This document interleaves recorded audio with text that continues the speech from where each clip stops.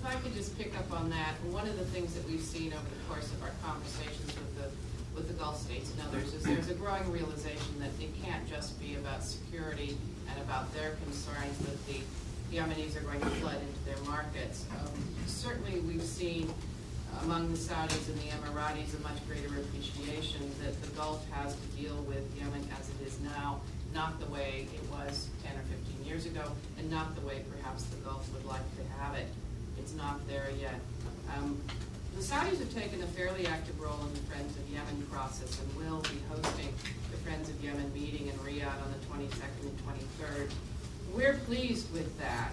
That indicates to us that they are beginning to take ownership of this process.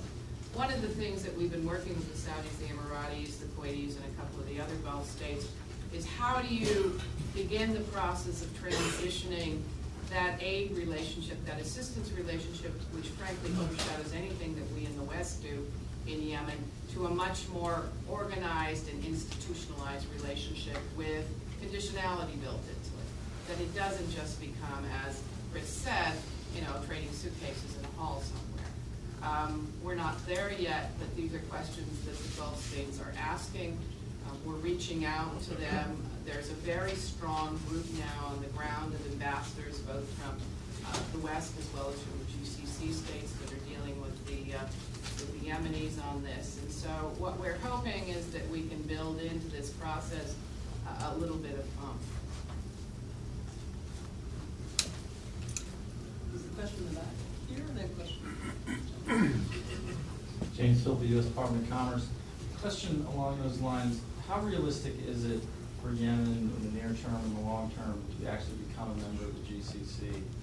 The GCC states often mention this issue, and they're very accepting of the Yemenis. And what can you tell us about the genuine perceptions of some of the other Gulf states? Like you mentioned Kuwait. We often hear in Yemen that the Kuwaitis are still upset because of the first Gulf War, and there are political undertones of that. So, one, how realistic and when could they become a member of the GCC? What has to happen? And then what are the perceptions of some of the dissenting Gulf states like the Kuwaitis? Let's take this question over here. Alan Muhammad, I'm from the Army's National Affairs, Yemen is one of the countries. The question I'd like to ask, and I've heard classical and political in terms of the UCC and so on. But the question I have is how much emphasis is the U.S. making with the GCC and the remaining Middle East countries to come together and attempt to bring some form of a solution with Yemen? I mean, obviously it's predominantly Arabs, and I think they can bring solution among themselves more so. Now, the U.S. can assist in, as has been previously stated, the U.S. obviously can assist in orchestrating to the point where they can bring all stakeholders together. But I go back to the question is, what emphasis is the U.S. making in attempting to bring all those stakeholders together? Let me start, because the questions are actually somewhat related. I certainly am not in a position to not want to leave the GCC. The relationship between the GCC and Yemen is something that's going to have to be worked out over the fullness of time. I think that in terms of our informal conversations, both with the Secretariat and the GCC members, they're conscious of the need to find some way to effectively deal with the Yemenis and move them forward. Whether that comes through open markets, whether that comes through investment, whether that comes from some of the other ideas that have been bruited about. I think that the GCC is going to have to work out with the Yemenis directly. They are looking for ways to, I won't say integrate Yemen into the GCC, but certainly put the Yemen issue on the agenda. And that's important. With regard to the Kuwaitis, they have long memories. And I think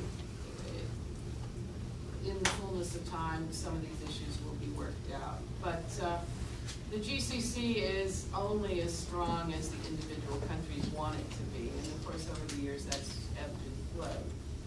With regard to the role of Yemen, or where Yemen is in our agenda and our discussions with certainly with the Gulf Arabs and with the broader Arab community, I can tell you that over the year and a half I've been on this job, it has been at the very top of the agenda. At all levels, whether the President, the Secretary of State, the Assistant Secretary, we spent a lot of time. I think that's reflected in the visits that we make to the area. I think that's reflected in the public comments that are made either from the podium or by the Undersecretary of State, the Secretary, and others who have visited Yemen and the Gulf. We understand, I think, that Yemen has its own intrinsic value, but also what happens in Yemen will affect the broader region. It'll affect the Gulf, and it may even affect beyond that. Certainly, if you look at the Horn of Africa, there's a direct link. So, yeah, it's part of the conversation. It's one of the most important elements of the conversation, and I frankly don't see that changing in the near future. Let me add a couple of things on that. When I said Saudi interests are not the same as Yemeni inside of Yemen, the Saudis see Yemen as their backyard. They don't want anyone else in. I strongly suggest the Americans bring, for example, the Qataris in. You bring them in, and the Saudis will be front and center with you, because they don't want the Qataris to get involved. Okay. The other thing about the Saudis is they both fear Yemen, so this idea of a more institutionalized, a stronger institutionalized Yemen, they don't particularly like. They like to have personal relations with doing cash and sort of cash here, cash there.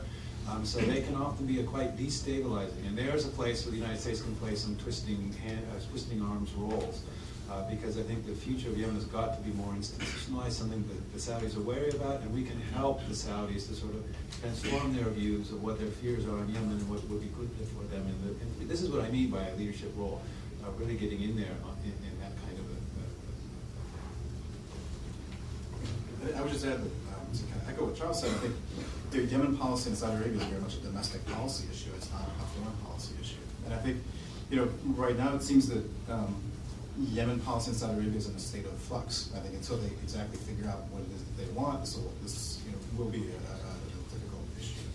I think some of the other Gulf states, if it's the Emirates or the Qataris have spent a lot of money and are a lot more focused on Yemen than they were a couple of years ago.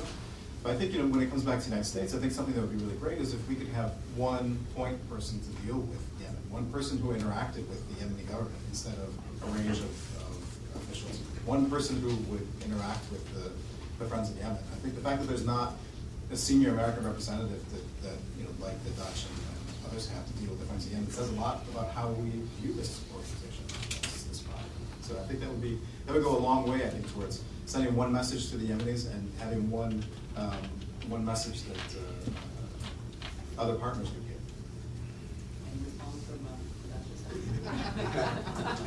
Point taken. Free advice. Well, we're actually very lucky that Ambassador Sanderson could even make it today. She's in the middle of a Libya crisis and actually has to leave early, so I think we're just going to stop the panel a little bit early. I want to thank our speakers today for the wonderful insight, and thank you all.